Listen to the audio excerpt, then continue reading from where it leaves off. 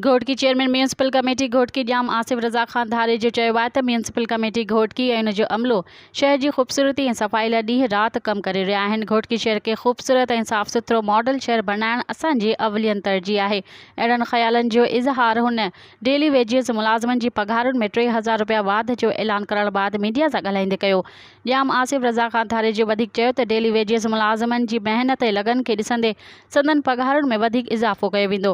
हुन चयो त घोटकी शहर जो 14 वार्डन में रोज़ाना जी बुनियादुनि ते मच्छर मारे स्प्रे कयो पियो वञे त जीअं शहरनि खे मुख़्तलिफ़ बीमारियुनि खां बचाए सघिजे। इन मौक़े ते चीफ म्यूनिसिपल ऑफिसर घोटकी कमर ज़मा इंदड़ फोकल पर्सन सिकंदर अली लाखो, सैयद माजिद अली शाह, सैयद रिज़वान अली शाह, आगा कुर्बान पठान, अदनान कलवड़, राजा अफ़ज़ाल हैदर, मुमताज़ मेहर ऐं ॿिया पिणु मौजूदु हुआ। मज़ीद ख़बरनि ऐं तफ़सीलात लाइ विज़िट कयो असांजी वेबसाइट www.awamiNewsHD.com ऐं ॾिसंदा रहो अवामी न्यूज़ HD।